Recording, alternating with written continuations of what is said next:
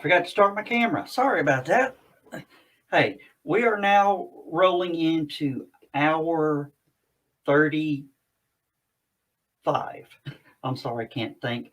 Like I said, 35 hours of continuous broadcasting here.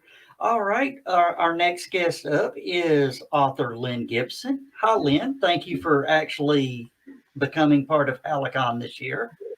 It's awesome, and I'm tickled to death to be here. Thank you guys for doing this, because without this, cons would have really been just nothing this year. So it's really cool to make an appearance with you guys here at HallowCon for Halloween 2020. Yes, as it is. Had we been in person, this would have been our 18th year. Wow. So this will classify as the full convention because HallowCon is known to not shut down. Something is going on constantly from 3 o'clock Friday to 3 o'clock Sunday. That's awesome. And, the only thing we shorted everybody on this year was food. But there ain't no more. And I'm actually considering possibly pulling off a spring virtual convention and getting a DoorDash code. Oh, that would be awesome. Yeah, I was sitting around in the green room and I was looking for food. It's like all the cons I've been a guest at, there's been awesome food in the green room. I'm like, there's nothing here. Yeah, well, we had to do what we could do, but the green room was great for all our other guests to actually test their equipment, make sure everything was lined up. Of course, you do a lot of video casts through, constantly. I see you come up, so I knew you had no issues. No. All How right. to do it every once in a while. Yeah. Here's how we're going to do it. I'm going to actually turn it over full screen to you. Oh, are you sure about that now? Yes. I hear you're PG-13, family friendly, and you got one of those little red buttons. See, I used to be a co-host on a morning drive time show on the Top 40 station out here, and the DJ was like always hovering his finger over that mute button because you never know. Yeah, but we got this rolling for you underneath, scrolling under the screen. Awesome. So, people can actually find your books and stuff. Cool. But yeah, and I'm going to let you make this call. We'll get comments through the chat room, and we can bring comments up on the screen like this right here, where Chris Walker said to the last guest, maybe next year. So do you want to take those as they come in or ask for them throughout your panel or all of them at the end? If there's a moderator, he can break in and ask. That would be fine. I have a small screen up in front of me now. Unless there's some way to make it bigger, I can't see the question. I can see the box pop up. So if somebody wants to holler out at me, I'm cool with that. It's all good. Okay, and I'll read them off to you because I'm playing moderator. Oh, all right, good deal. All right. So, ladies and gentlemen, author Lyn Gibson. Well, thank you so much. I'm just tickled to death to be here, like I said. And for all you folks who follow the Twisted Southern Horror Queen stream, greetings to you all, daywalkers and night stalkers. For those of you who don't know me, or maybe you do, maybe we've met at another con somewhere, anywhere across the United States. You may just know me as the chick that dresses like it's Halloween every day, because it is Halloween every day. Who needs October 31st, right?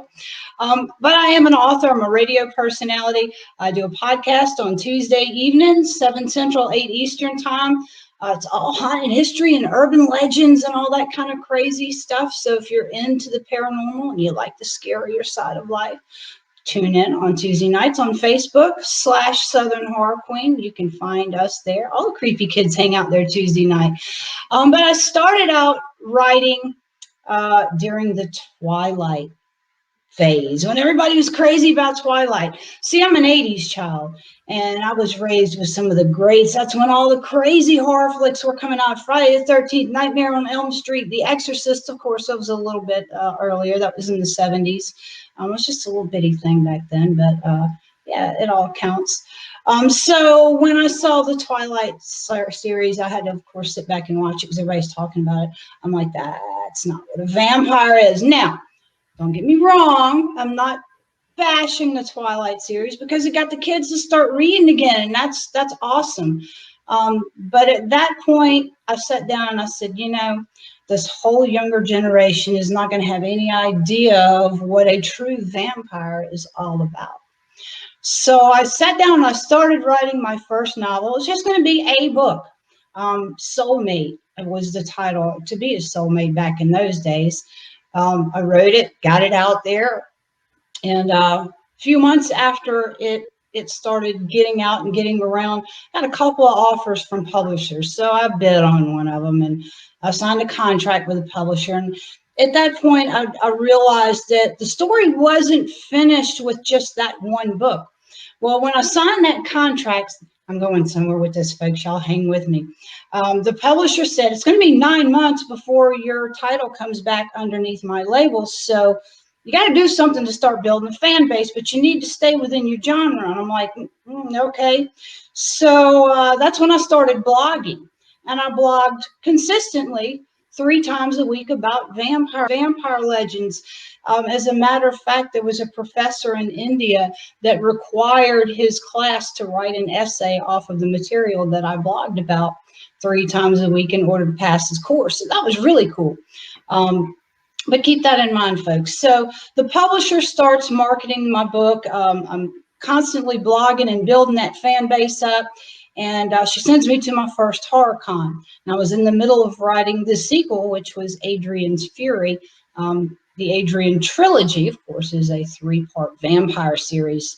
It's based on Louisiana legends. There's a whole lot of folklore and legend here in the area that I live in, not too far from New Orleans, where the vampire culture is alive and well as the undead can be. So Spooky Empire was the first horror con that I had ever attended as a guest. And it's a massive con. If you're not familiar with it, it's held twice a year, biannually. They do Spooky Empire in October in Orlando, and they also have a make event, which they call Mayhem. So my husband at the time was not into horror at all, and I've always been into horror, very hardcore. So we pull up into the parking lot so I can go check in and get all my books out on, or get my book out on display. And the first thing he lays eyes on is a zombie walk. And there's like 100 people dressed as zombies lining up out there in the parking lot. And he says, oh my God, what have you gotten me into? So we get set up and we're at the table, and all these people, the cosplayers, start coming by, and they're all in costume, and I'm in heaven. This is fantastic. I'm dressed up. Everybody else is dressed up. This is great. The books are selling like crazy. And my poor husband's sitting beside me going, oh God. And somebody walks by and says, have you seen the car show yet? Oh, well, he woke up then. Like, there's a car show. Let me go check this out. So he goes, and he's gone for a couple hours, and he comes back and he says, I can build better than anything out there. I said, okay, well, do it. So he did. And he built the Adrian's Fury Dragster, because that's the book that I was in the middle of writing at that time. Built it from scratch, chassis and all.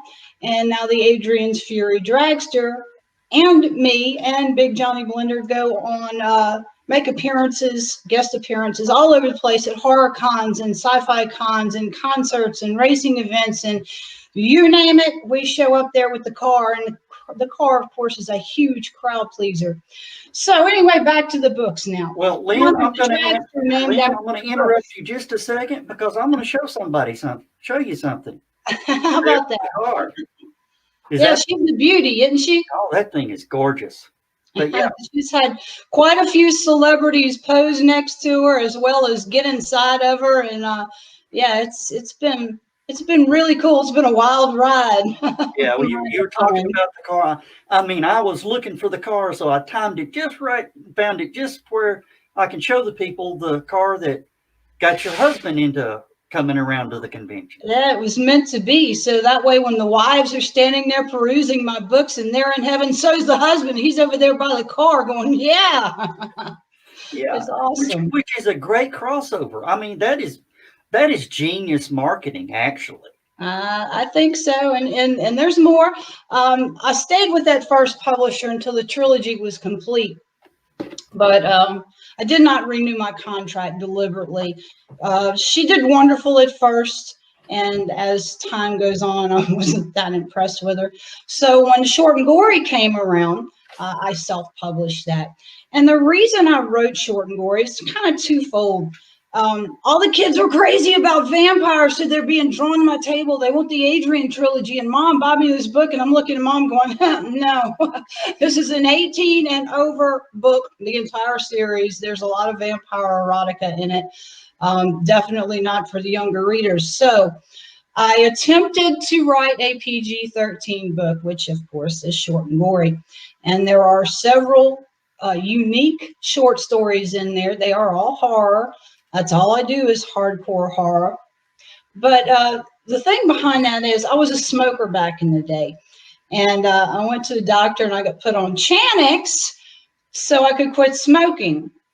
And here's a tip for you guys. If there's any aspiring horror writers out there watching me right now and you just happen to be a smoker, go get your doctor to put you on Xanax, because you will have the most insane nightmares you have ever had in your entire life. So every one of these short stories in Short and Gory is based off of actual nightmares that were caused by Xanax because of my want and desire to stop smoking. So very good stories there, kind of like Stephen King's Creep Show. Like I said, I did my best to stay PG-13, and some of my readers think I did okay, and some of them think it depends on the kid and what their parents will let them read. So yeah, maybe a little bit too much for your 13-year-old, but then again, if your 13-year-old is sitting up watching Sinister and things along those lines at night on Netflix or whatever, it's a good read for them. And of course, got to keep those kids reading. That's a dying art. And Gavin Williams has said, hi, Lee, then came back and said, Lynn. Hey, Gavin. Gavin is a friend of mine, a longtime follower of the Twisted Southern Horror Queen show. He's up there in Newfoundland. I'll get it out eventually. It's already really cold there, and we're in the South. It was like 60 here yesterday, and it was freezing. I don't do cold. Me Nice either. to have you, Gavin. Thank you for joining in, and always for all your support. So, Short and Gory came out. There were several cons where I was a guest, and you know, when you're a guest at a con, they always want to promote your newest work. So there's a whole lot of posters that have the Short and Gory book cover on it. Well, about that time is when the contract expired, and I decided to self-publish. So I sat down and I rewrote the Adrian trilogy as well as Short and Gory, put it under my label. But when I rewrote the Adrian trilogy, I made sure that the dragster was mentioned in that book. So therefore, she is a celebrity. So she makes celebrity guest appearances as well. And the husband and I kind of butt heads because he wants to race her. And I'm like, no, you don't drive that car on a track. She'll get dirty and there's racing fuel and she might get bent up. No, she sits in the spotlight. So yeah, she definitely makes a whole lot of appearances. Like I said, tons of celebrities have just absolutely fallen in love with her. You've got one of the videos that has several pictures of celebrities standing there by the car posing. That's the cool thing. You get to be a guest at a con and you're sitting there looking across the room at some of these people that are standing in line to get their pictures made with the celebrities, and they're there for hours and hours. And you know, if you hang around long enough, you can just hang around by the car because eventually the celebrities come to the car. It's awesome. It's a lot of fun. So Short and Gory was out. It got some pretty good reviews. The younger readers are enjoying it as well as my older readers. And, you know, it was kind of a light subject, and I really like the hardcore horror stuff. So I had done a whole lot of research in this 9 months of blogging vampire legends from all over the world. And there were some commonalities there in those legends, no matter what region they were from, what continent they were from. And I started doing a little bit of digging and looking into some of the ancient scriptures that are around out there. And I was brought up very hardcore Southern Baptist, and I knew my Bible pretty well. Yeah, I am like the preacher's daughter. So I did a little bit more research, and Wicked Truth started kind of formulating in my mind. It took me about 9 months to write that book. It is exactly what it's titled, Wicked Truth. It's of course got a fictional storyline to it, but a lot of the eye-opening and shocking things that are in this book are actually truth. Vampires, remember the word vampire didn't come to be a word until the 1600s, but vampires as they are, the creatures, the bloodsuckers, the evil critters that there are, have been around for a very, very long time. And they are mentioned in the Bible. They are mentioned in the Book of Jubilees, the Quran, the Vedas. The Book of Enoch is seriously an eye-opener. I don't know why in the world they left that out of the Bible. I mean, really think about it. But I did a whole lot of research, and I put the Wicked Truth together. And it got mixed reviews at first. People absolutely loved it, or I was going to burn in hell for writing it. As a matter of fact, a local book group heard about it because everybody was doing this about Wicked Truth. So they picked up, I think, 21 copies, because there were 21 people in that group, and they read the book. And these were people like doctors and lawyers and college professors. That type of person read the book. Well, 20 out of the 21 people loved it.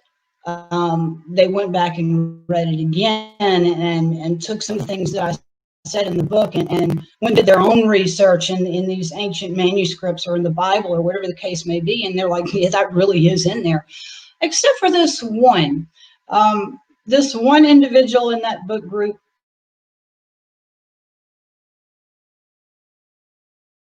in a bag along with a prayer book, some set of rosary beads, some holy water, and yeah, sent that back to me. Didn't want it in her house.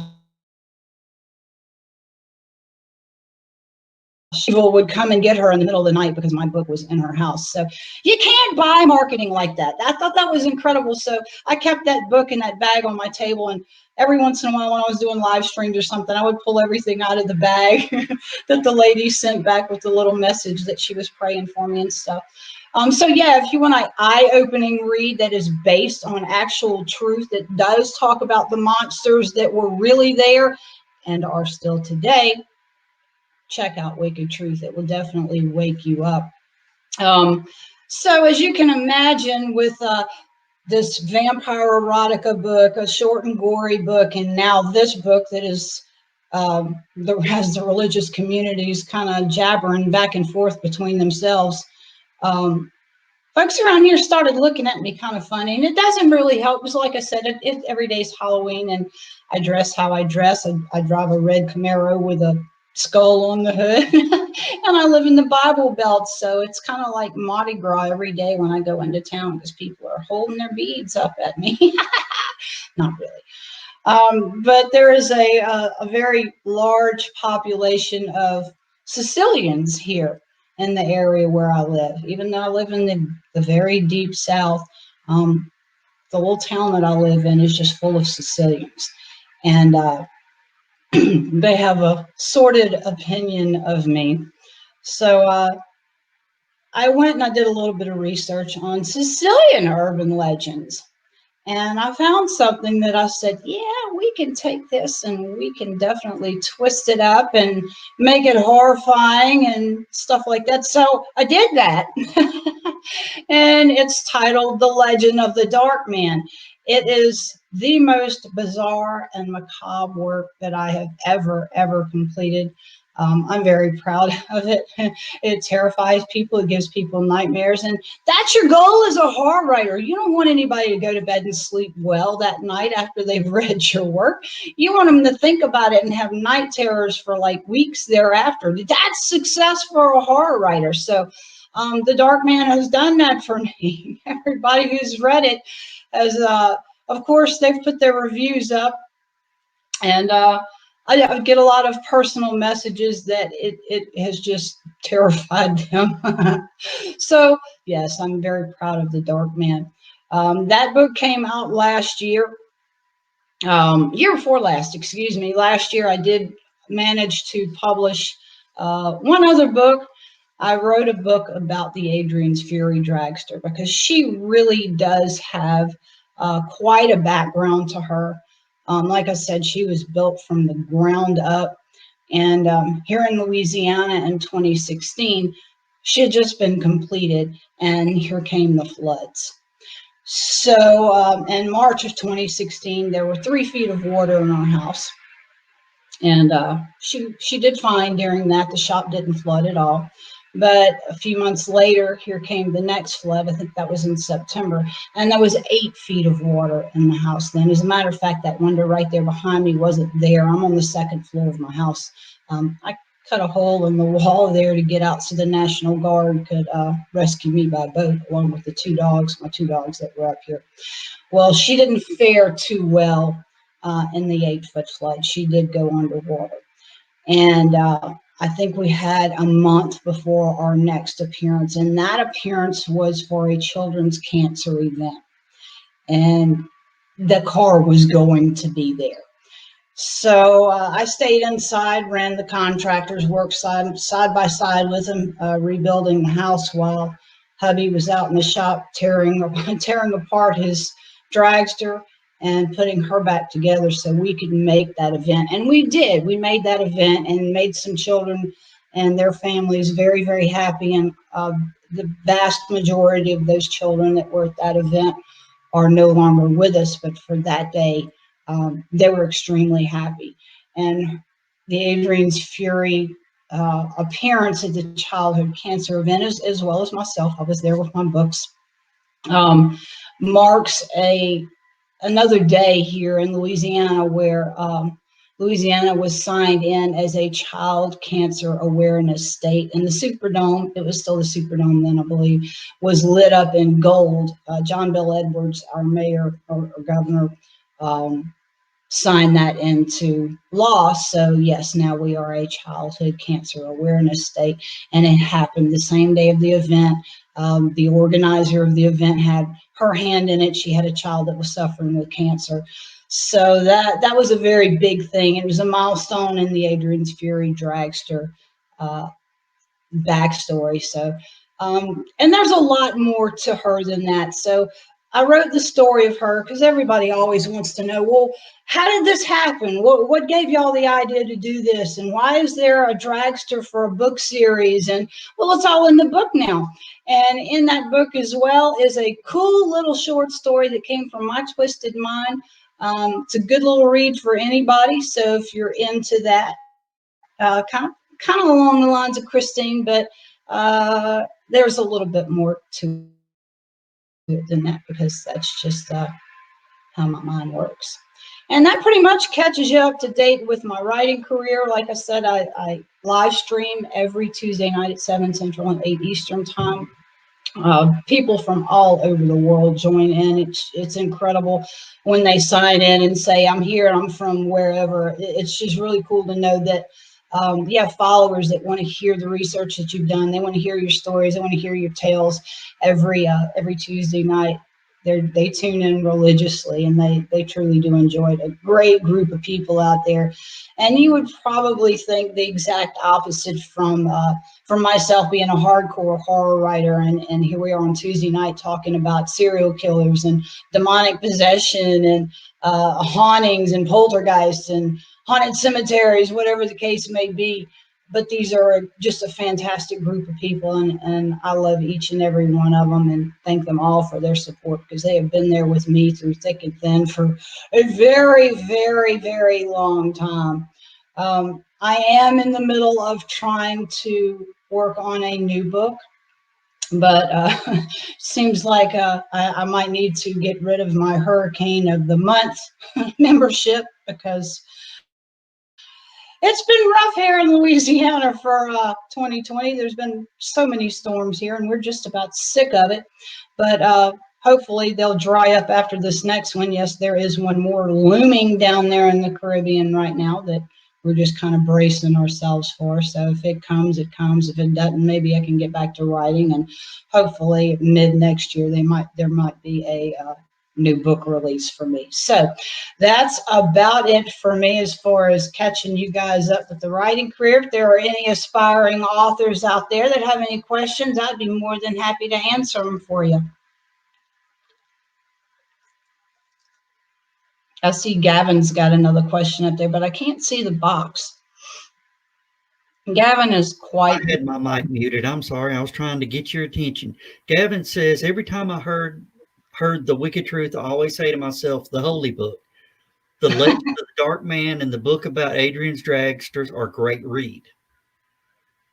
Yeah, he's read those books. I think Gavin's one of two people I've shipped books off to Canada. That's another really cool thing too, is shipping stuff off all over the place. Greece, I think, is as far as I've actually shipped a book. I had a fan of the Adrian trilogy out there on the island of Greece. Is that incredible or what? Oh, wow. And there's some pretty cool vampire legends that come from that area as well. So she was all into it. That was awesome. So if our viewers have any comments, it's time to start throwing some comments up here, because Miss Lynn still has about 30 minutes. Oh my goodness. See, I tried to keep it short. I didn't want to bore the audience. I figured there would be people popping in, asking questions and that kind of fun stuff. So I wanted to leave plenty of time for that, if that one was one of the things. We are ready for the comments. They're like, no, this chick's crazy. We're not messing with her at all. Oh, no. Well, that's okay. We'll talk a little bit more about the Adrian trilogy and what's going on there. Everybody has written their flavor of vampire, from, like I said, Twilight to all the way back to Nosferatu. That poor guy right there. I've always felt so bad for him. That was supposed to be classified as a horror movie, but it always tugged at my heartstrings. Anyway, it's kind of written in modern times, but it bounces all around. Book one goes back to way back in the day. Christian, the main male character of the book, was one of the first, or he actually was the first vampire as far as the Adrian trilogy is concerned. He was cursed by a deity. What started him out, warring kingdoms, and he was in love, or accidentally fell in love with the king's daughter, who he was supposed to be married to anyway, but they didn't know who each other were. They wound up hooking up, and the king got pissed off about it, and they ran away and kind of hid out for a while, and the king figured out where they were. So during the winter, they were inaccessible. The pass had frozen, but they knew in the spring there was going to be hell to pay. And the king, of course, sent his men out, and they were supposed to go and retrieve the daughter and kill Christian, but it didn't go down that way. So Christian lost his love there at the beginning of the book. And as men do, he became very angry, very vengeful, and very bloodthirsty. And he went after not only the king's men, but their entire families, and caused such a ruckus and such a bloodshed here that the deities are looking down going, that's got to stop. So no matter what they did or how they tried to trip him up, it didn't work. So one of the deities actually had to come down here and told him, look, dude, you got to stop this. And Christian's like, where were you when this happened to Cassandra? Why weren't you protecting her? And now you're coming down here trying to protect these murderers. So we've got a question that came in from author T.D. Rolfson.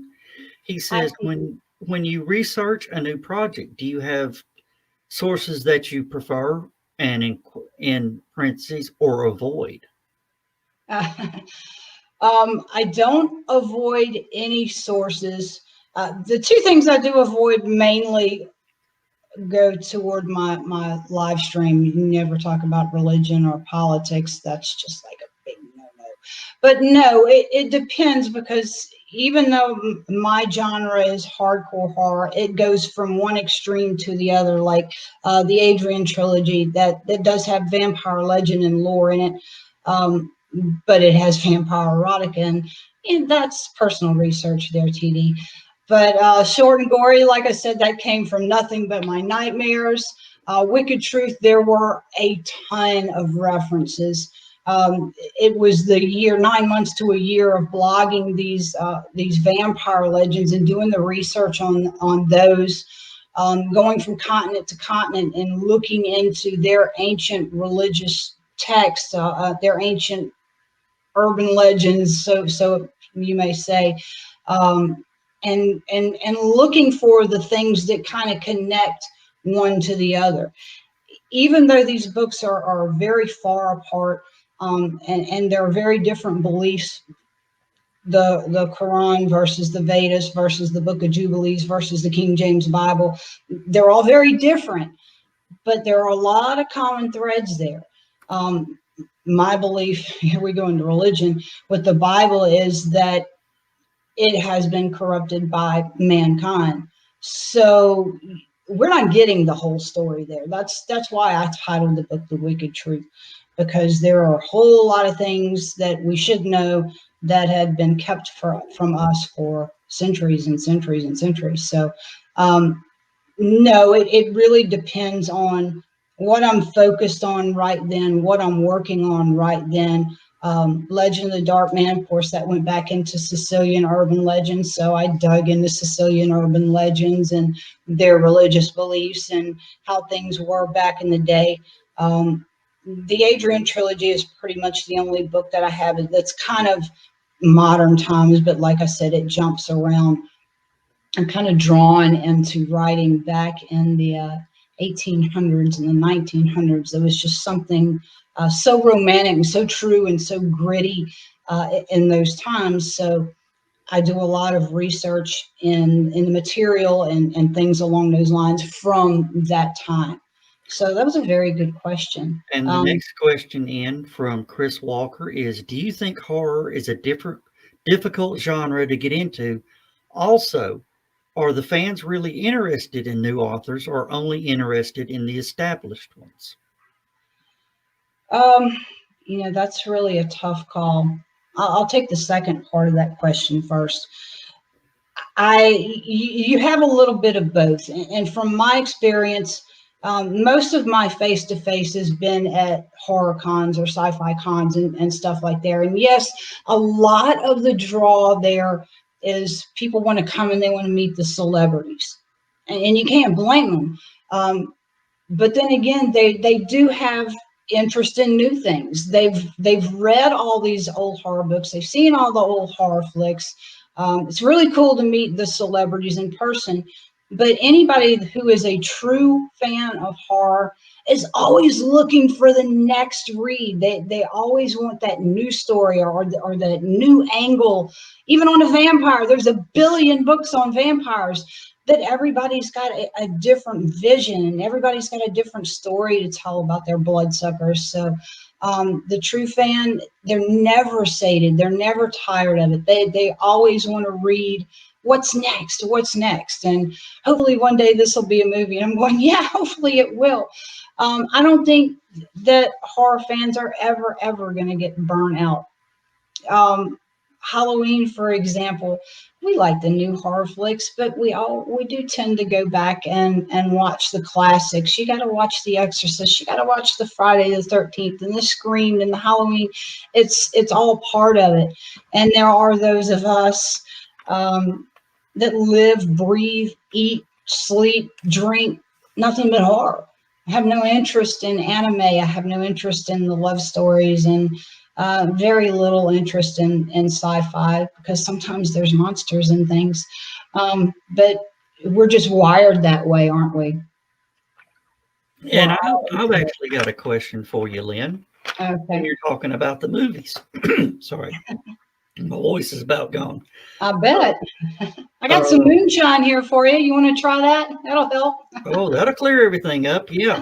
Um, when it comes to the horror movies, do you like the old classic black and white, or do you like the color slash and gore? Um, my preference is color slash gore, demons, all of that good stuff. But you do have to pay your respects for the black and whites, because if not for them, there would not be a genre. There would not be a place for horror, like the reference to Nosferatu earlier.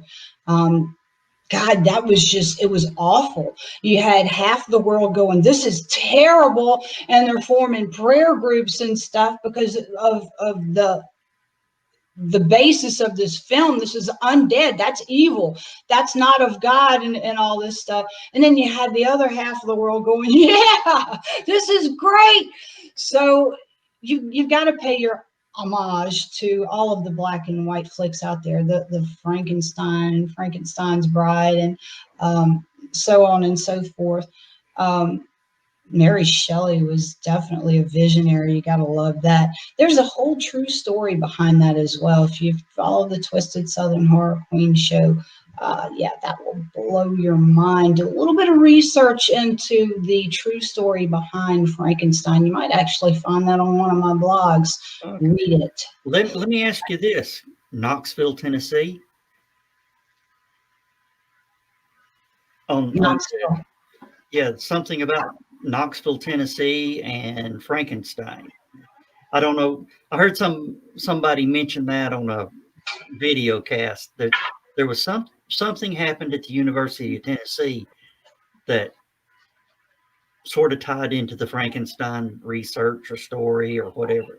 Oh, I don't know a whole lot about it, but you are ringing a bell. It seems like they were trying to recreate the experiment and see if they could bring that corpse to life. I do remember something about that. I would not be that individual. I have no interest in doing that at all. No. And now I do have another question. I like the old black and white class. If you've watched any of the overnight, we've had a lot of old cheesy black and white public domain horror movies. What is your favorite black and white horror movie? I mean, well, I think after about Psychos when they all went color, right? Yeah, and that's actually what I was fixing to say, is probably Psycho, that the Norman Bates. Yeah, that was just something about that in black and white. Now I've seen the new revamped version where they did it in color, and to me it's just not as good. There's something about that black and white film. Even though my preference is the new remakes and the color and all that good stuff. Yeah, that one just should have stayed black and white. I So wish, yeah, I have to go with that. I wished one of our producers that helped us out all weekend, his name's Kyle, goes by Skunk Rocker. He is the horror aficionado, and the one panel he needed to sit with, he took off. Maybe he was scared. I don't know. Yeah, you scared him off. Yeah.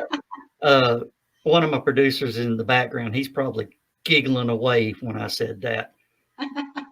Um, but yeah, okay. So I just had some moonshine delivered to me. So here's to you and all your producers and all the folks there behind the scenes that are making this happen. Cheers from Louisiana. thank you. That's homebrew right there. What is that? Apple or? That actually is a cream soda moonshine. It's fantastic. Yeah. Of course, if the rest of my HallowCon crew is in here, let's just say I am known to acquire some of that. Well, you know, they sell stills on eBay. No comment. You knew that already, huh? Yeah. That's awesome. Yeah, I think Blake just jumped in here for a second. Blake, are you with us? Yes, he acquires the apple pie variety usually. We do that as well. Apple pie is good. And Chris Walker added something in and says, yeah, the brandy is missing too. Yeah. No, Chris, I'll tell you right now, the brandy is not all gone. Well, would help if I turned the camera on, wouldn't it? So you were hiding it. He was hiding it from you guys. There's a smidge left. It's been a long weekend, huh? That's awesome. But yeah, as you can tell, I've got the microphone down. I'll move that back up. But yeah, I'll turn it back over to full screen to you in just a second. But again, I'd like to thank you. And Chris is talking about the moonshine acquired. He says it's smooth and it kicks like a mule. Yes, it does. Yeah, it's good when it kicks first and then it gets smooth, though. So yeah, either or, we'll take it either way. All right, Miss Lynn. Actually, I have a question for you. Okay. When we look back on urban legends, they go usually the ones that we recall most often, at least here in the South. I'm from Tennessee. Okay. You're looking at late 1700s into 1800s, things like that. Of course, there's older ones like Bigfoot that may have been around for even longer than that. We see even weird cave paintings and things like that of giant things crawling through the forest and things like that. When do we become our age? When do we become those urban legends? When does the guy in the crazy electric car that will run you over, become an urban legend? How do they become what they become? Like, how do we transcend into that realm as we are in this day and age? That's a very good question. I've never actually thought about it. There's got to be some kind of mark off there. As a matter of fact, I was doing a panel, I guess it's a couple years ago, and somebody said something kind of along the same lines. I went and I was talking about the Myrtles plantation here and the legend behind it, the history behind it, the legends, the hauntings and stuff like that. And they said, Miss Lynn, are there any more current Louisiana urban legends? And I said, well, there actually was one that started in the 50s. So that was like the most current one. So if that was the 50s and this is 2020, what is that, 70 years? So we're probably looking at a few decades before the electric car becomes an urban legend. But real quick, I'll tell you about that because it's not a very well-known urban legend. And we have a ton of them here in Louisiana for sure. But this one is about a group of individuals called the Grunch, not the Grinch. And back in the day, when New Orleans was expanding out, of course, it was all swampland, and this was New Orleans East as we know it today. It seemed that, the most elite citizens lived in New Orleans, and they kind of shunned the imperfect individuals like the albinos and the handicapped and maybe the mentally handicapped, whatever the case may be. They shunned them out of the city because they didn't have the appearance that the upper crust of New Orleans wanted representing the city. So as things are beginning to develop, these people are grouping up and they're being pushed further and further east. And they were eventually pushed into a swamp area. And the only access to this area where they were existing, you can't really even call it living back in the day, ended. It was just a dirt road. It started out as a road off the main stretch and it narrowed into nothing more than just a beaten path. And these people continued to live there undisturbed and breed and exist for decades. And eventually things started expanding out even into these swamp areas, and they're building these mega subdivisions and stuff. And of course, these people are in their community and they're being disturbed at this point. Well, at some point, you got to put your foot down. Well, these folks have been out here for years and years and years, and they have kind of mutated into something that just is a humanoid. Not very much human left to them. They had the reputation of being cannibals. They were very violent. kind of like the Bean Clan, if you know anything about those guys. They just lived and bred and ate and slept and whatever in this one little area of the swamp out there. And when these people started kind of coming in with their equipment and building these subdivisions, they went crazy. So, of course, people started just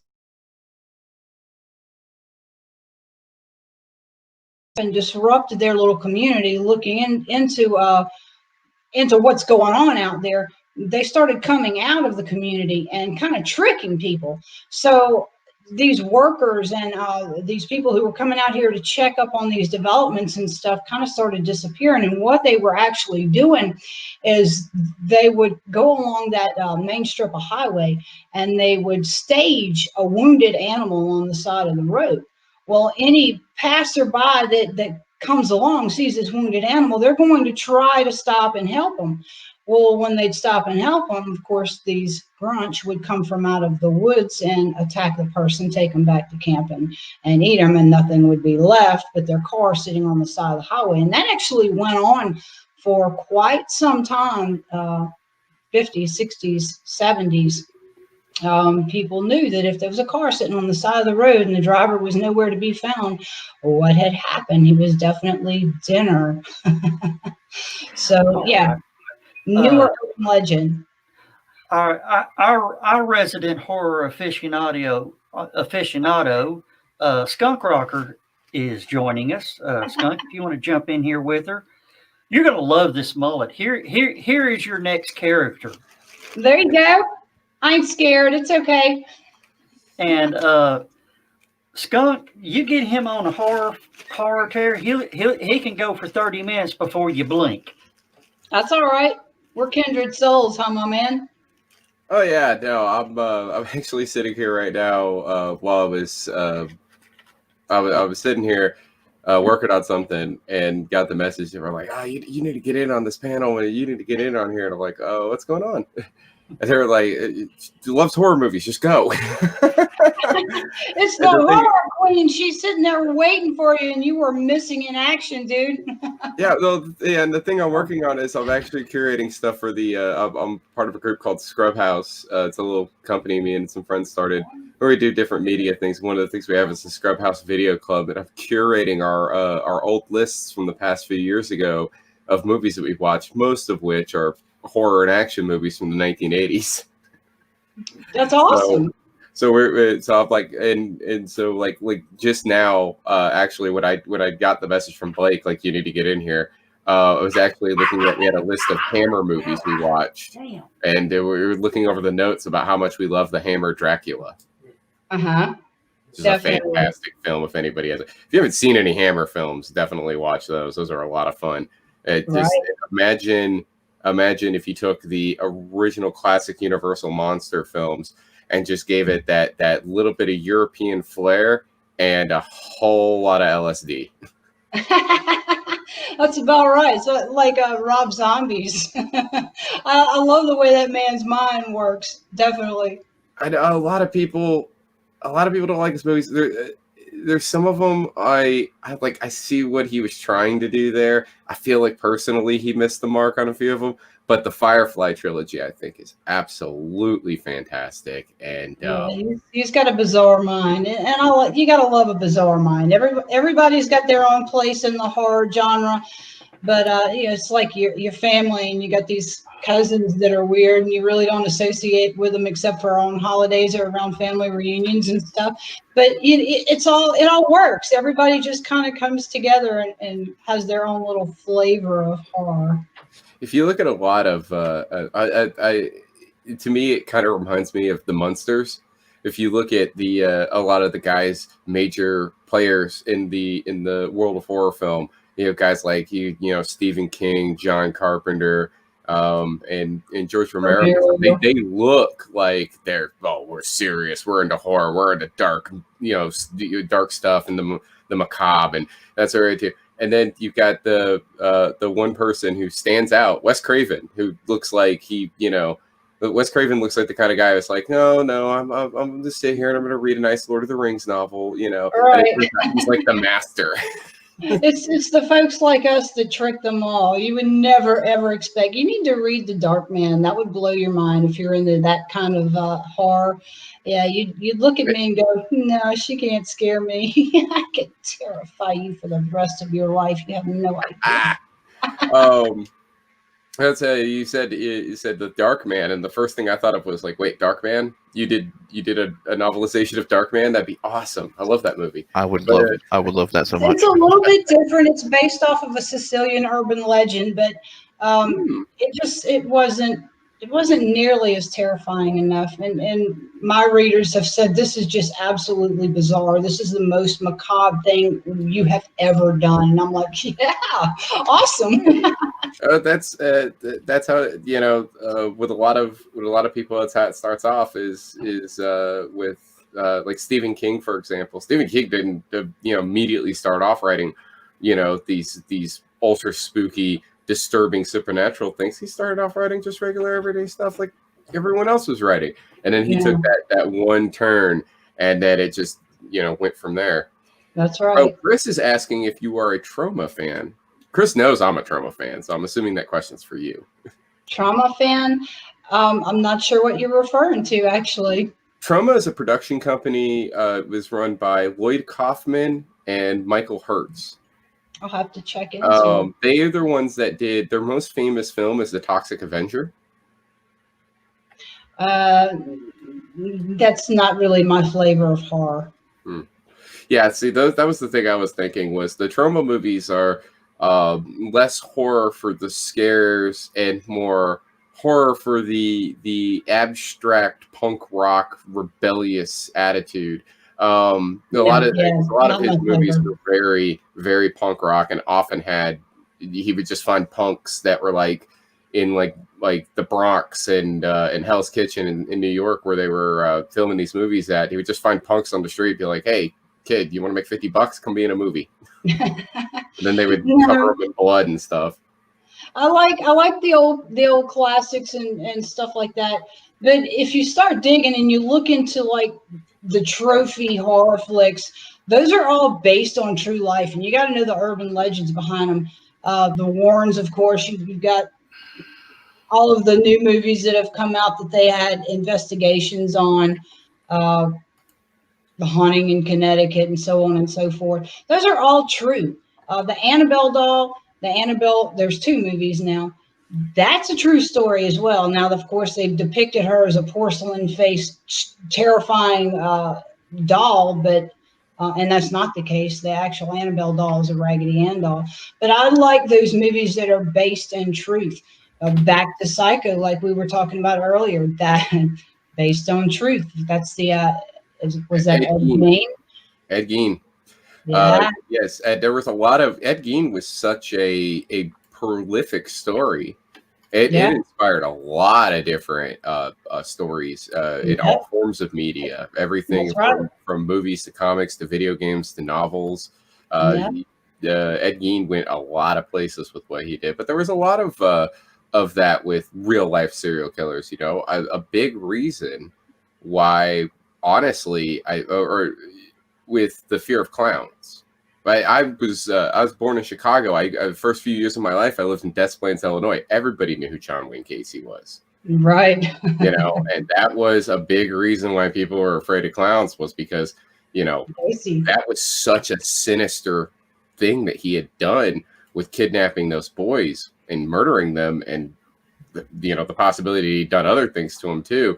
And yet he was no possibility. He did. He definitely did. He was a pillar. And he buried their corpses underneath his house. And in the crawl space. Yeah, the lot is now haunted. I hope nobody ever builds on that lot, because it will be a terrifying place to live in if they do. A lot of those serial killers out there that were the inspiration behind movies like we were talking about, Texas Chainsaw Massacre, Silence of the Lamb, Red Dragon, all the great flicks. Unfortunately, all great because there is a seed of truth behind them, just like urban legends. And it was something you were speaking about earlier with like the cars being found on the side of the road in New Orleans, like what had happened to us. That sort of stuff inspired The Hills Have Eyes, you know, another great Wes Craven. And there was a lot. Wes loved to do, his favorite thing in horror to do was to the idea that the suburbs are not as safe as you think they are. Right. And really hammer home that just because you live in a really nice neighborhood, that doesn't mean that horror can't come to your doorstep, and you're going to be completely you're going to be completely not useless, but stranded, basically. Defenseless. Defenseless. You have nobody there to help you because, oh no, we're in a good neighborhood. Everything's going to be okay. And you never know what's lurking behind that door. I think one of his best that he's done, in my opinion, was The People Under the Stairs.